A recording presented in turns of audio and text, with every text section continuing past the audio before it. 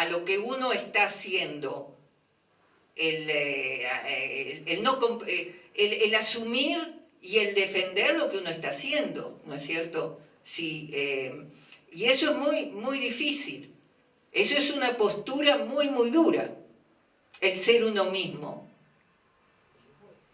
Sí, es muy dura, pero...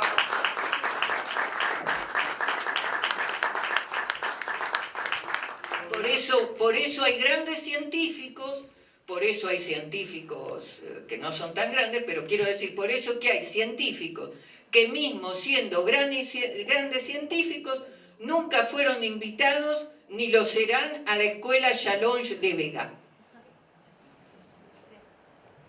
Porque ¿sabés qué pasa, Graciela? En algunas oportunidades, cuando te he visto, te he comentado que en la ciencia... No se entiende, hable más. Perdón, que en algunas oportunidades, cuando nos hemos visto, cuando has venido a Argentina, te he comentado que lastimosamente muchos científicos se creen el centro del universo o el ombligo del mundo. Y la realidad no es esa. Es justamente lo que estás vos contando en otras palabras. Así sí, que bueno, sí. Muchas gracias porque comparto mucho de lo que acabas de explicar. Sí, sí. Bueno. De alguna manera que usted tiene anécdotas, yo también tengo anécdotas. Muy bien. O sea que bueno, ha sido un gusto intercambiar. Hay otra. Una pregunta, volviendo un poco al modelo del universo, del nuevo universo que usted planteaba. El periodo inflacionario, con su visión del nuevo modelo del universo, ¿se adapta mejor? ¿Se adapta mejor el periodo inflacionario a su modelo de nuevo universo? El periodo inflacionario está muy bien ya dentro del antiguo universo, no hay ningún... el periodo inflacionario es algo que con los datos, como yo he mencionado, los datos del fondo de onda microondas, las anisotropías, el periodo inflacionario se adapta, ese es el que permite, es el que concuerda con los datos. Falta lo de las ondas gravitacionales primordiales que le dará el broche, ¿no es cierto?, el broche de oro, por así decirlo, que le dará la confirmación, pero toda la dirección está allí. Yo no soy de esos científicos, aquí aprovecho esta pregunta porque es muy importante, que piensan, y a mi modo de ver completamente equivocadamente, que hay que tener todas las informaciones, todas las verificaciones, porque si no, no sabemos. Y entonces olvidan que hay que saber, que hay que darse cuenta y atender y darle atención a la dirección que nos están marcando los datos y las observaciones y las experiencias.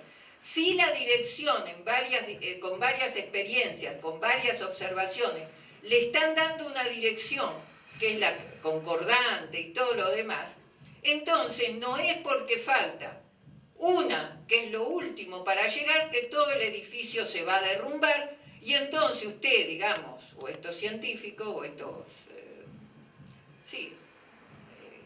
investigadores, están trabajando en teorías alternativas o en modelos alternativos para destruir eso porque no les gusta la inflación, porque la inflación no fue lo que ellos comenzaron, etcétera, etcétera, etcétera. Las causas pueden ser muchas, lo que importan son los hechos, pero esa es otra de las enseñanzas, que es que hay que saber interpretar y aceptar la dirección en la que van los datos, porque si ya los datos, felizmente, a los que vienen después, le están dando una dirección, hay que seguir en esa dirección.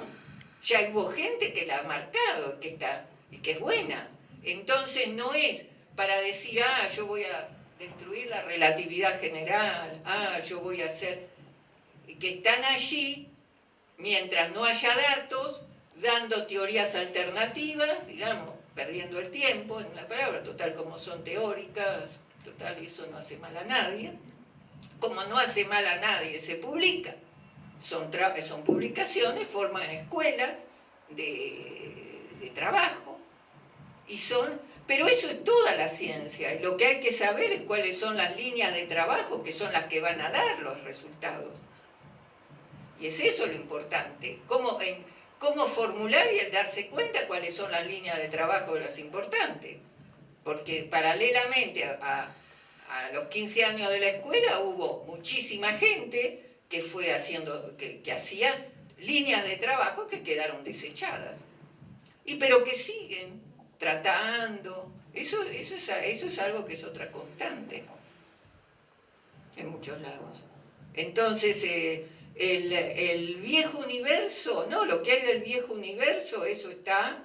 El nuevo universo va a permitir, sí, comprender mejor muchas cosas de ese viejo universo y dar muchísimas nuevas, ¿no?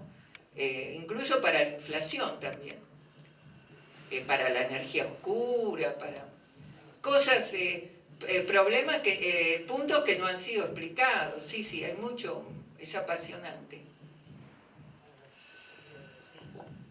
La filosofía, muchas gracias por mencionarla, la filosofía y la filosofía de la ciencia. Yo pienso que la filosofía es una parte esencial de nuestras vidas, que se ha perdido, que se pierde más y más, que ya ni se habla de filosofía pensando que la filosofía es algo completamente de otros tiempos, cuando es el centro, y que cuando la perdemos mucho el rumbo también.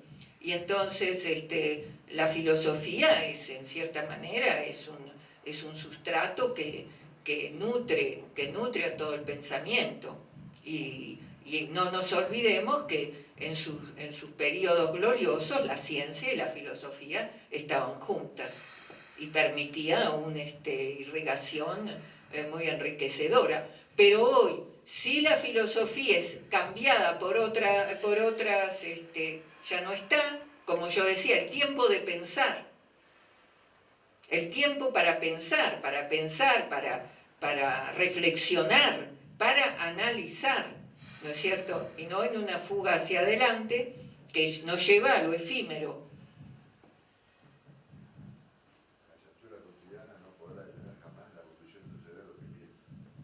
Sin embargo, la evolución de un cerebro que piensa, si los cerebros que piensan son cada vez menos, y cada vez menos el saber que hay cerebros que piensan, la chatura cotidiana es lo que avanza. Porque es algo muy, muy simple.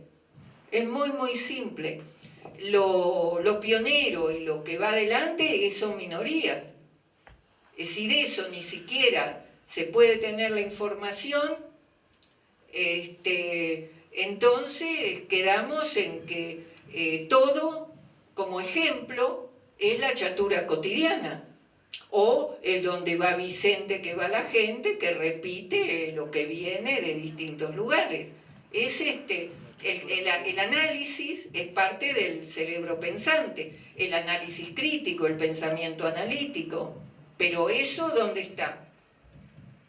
Y entonces es uno de los grandes problemas que nosotros planteamos en las transformaciones actuales de la ciencia, que son las transformaciones actuales de todas las actividades, y toda actividad creativa, toda actividad que no se mida solamente por dinero, porque uno de los grandes males, que yo pienso y que está planteado dónde va la ciencia, y que es dinamita plantearlo desde la institución científica, y que nosotros lo planteamos con el análisis y el rigor, con lo que hacemos, o sea, es parte de nuestro trabajo, es ir planteando, ir descubriendo esas transformaciones, es que se cambia de cómo se trabaja, es la carrera, puede ser la carrera al marketing, la carrera a la fuga hacia adelante, es una carrera a la superficialidad, y es una carrera al financiamiento,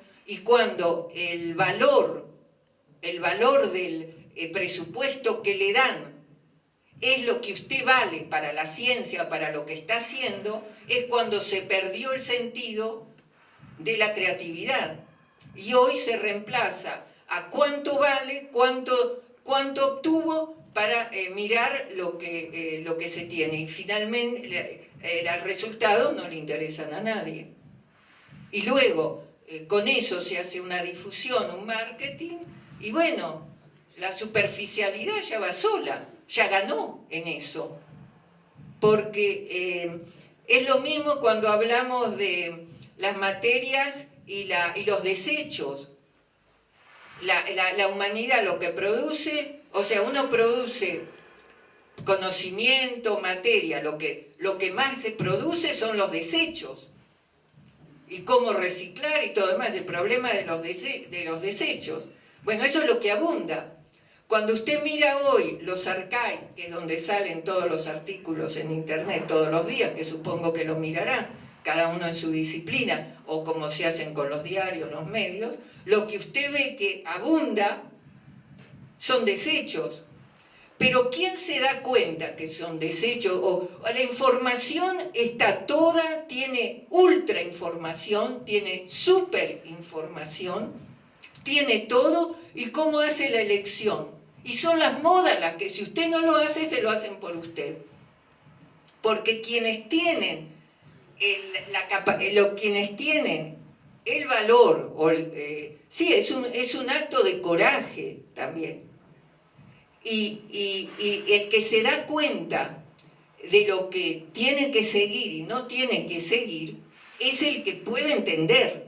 Y el que puede entender es el que tiene que trabajar mucho para entender, o que se da cuenta porque ha trabajado, tiene las posibilidades mentales y todo lo que ha hecho, y tiene su análisis, y es un irreductible y todo lo demás. Pero el que no hace eso